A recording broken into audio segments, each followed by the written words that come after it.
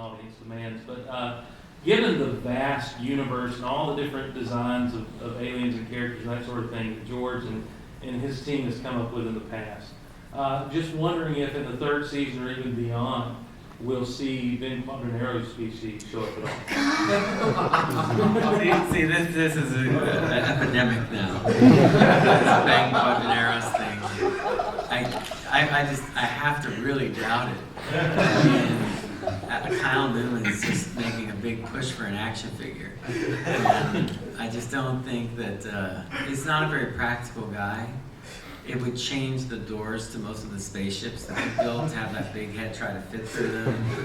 How does he reach the controls? I mean, there's just a lot of problems. Not to make, can he reach his mouth with that hand? Ben's had a hard time. I mean, if we took a time in one of our episodes to explain what happened to him after the Bunty Classic, I mean, that I can imagine. Well, the sad thing is I can imagine it, but I don't know that we would do it, and then Newman would blow up all your cell phones, invite you over to watch it. I don't know who you're talking about. Oh, he's the director of Fanboys, and he for years has had this push for Ben Quadraneros. If you didn't know this, that's even equally shocking. So this is a completely unmotivated, really. So your fans I can't continue. Yes, it's Jason Swain. Oh, I see. Jason Swain. It's starting to add up now. This is a Phantom Menace-like conspiracy. Unlike the Jedi Council, I'm a bit more aware of the corruption in this Senate. So, yeah, fooled we are not, Tom. No, yeah, I mean, I don't know.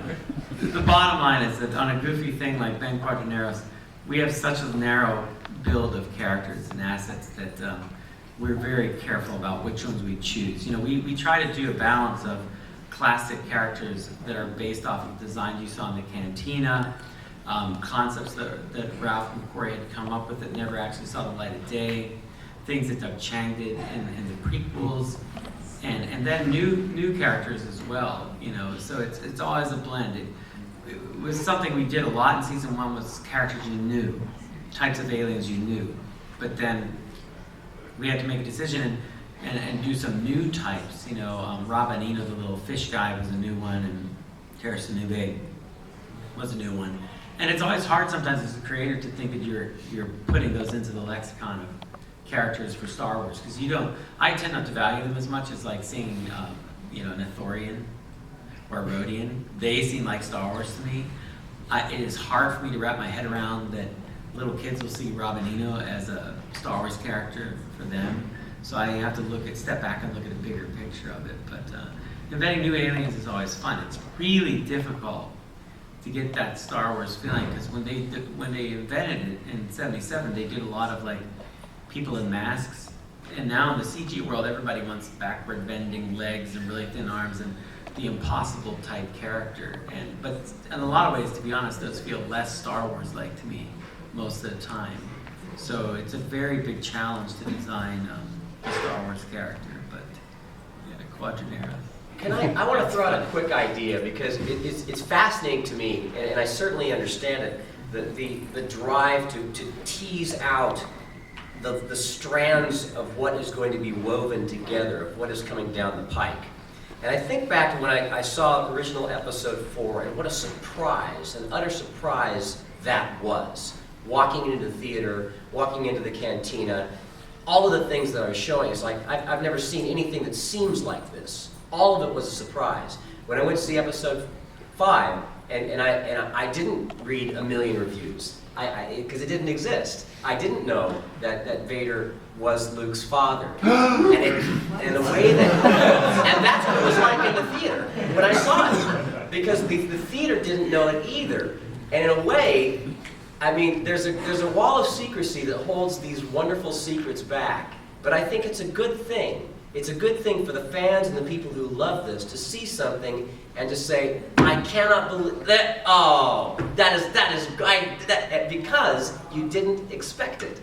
So I think it can be seen as a really positive thing, because there aren't a lot of fresh, genuine surprises in the world or in entertainment. something that you don't know what's coming down the pike already. But with our show, hopefully, with some of that wall of secrecy, you have that. You still have that. And that's a wonderful thing, I think. And to give people something to do in the meantime, I would suggest looking at these, like last season, when you see somebody in a hood and a robe, and we take that so for granted because it's beautiful and it's wonderful and it's Star Wars, right? The amount of time and work that somebody has put into that is so taken for granted. And obviously kids are just looking at it because they just, that's their world, they accept it. So go back and look at these episodes again, and look at all of this. And it's wonderful to look at the stories, but now start digging deeper and going, you know what it took to make that scene possible, to have Plo and Ahsoka walk through that space, and look at that background and the depth of field and all the things that are going on there. There's your Star Wars, because that's, again, what did George do before? He took us to a place we've never been to before. This show is taking us to a place we've never been in CG animation, in my opinion. And then all of the things that go on, and appreciate the other parts of this machine that are creating this. Because Dave has given us such a great appreciation for doing that and seeing all that it takes to make those The possible. detail in the art. Yeah. Sorry, me again, I'm afraid. I just wanted each of you your favourite episode and why. Well, Ambush for me, because it was all about me. No, because it was all about Yoda and the clones, and for an old school guy like me, it was just a wonderful introduction to start the whole thing off, because it really was a bridge between the old and the new. And to this day, I can't go an hour without some fan saying it's still my favorite one, or my top 2 or 3, but no, it was a brilliantly wonderful bridge to say, here we go. I have 3, but they're fast. Senate Spy, because it was so much fun to record and to watch the movie that was loosely based on. Ryloth, Innocence of Ryloth, because that script was just so great that Henry Gilroy wrote and made me cry when I read it. And playing Numo is fun. And then Rookies, because I'm just a huge supporter of the troops, and I come from an Army family. So to see what Dee did in portraying the troops, it was amazing and really touching. It was a team effort, man. A team effort. I particularly love Rookies. It was a great challenge, and I think it was very successful. And it's definitely a fan favorite. And it definitely connects to military and it connects to families. There was a guy who came up to me. He had just finished a Rex costume for himself and a Pons costume for his son with the handprint on it and everything. And I said, you two, you're going to love the opening of season 3. But I also got to throw in The Deserter. The Deserter means a lot as a family man, to see the story of that, the personal story of the clone that has a family, the sacrifices that he has to make, and also to see what happens between him and also for Rex is particularly affecting, along with the rest of the fantastic Obi-Wan Grievous action. That's a killer episode for me too. Yeah, of course, I have to say I loved Rookies as well.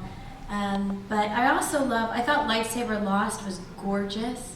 I thought just the shots of Ahsoka jumping and then falling on the big projection screen was amazing. But I think I love the season 2 finale, Lethal Trackdown. I love Ahsoka and Plo Koon together.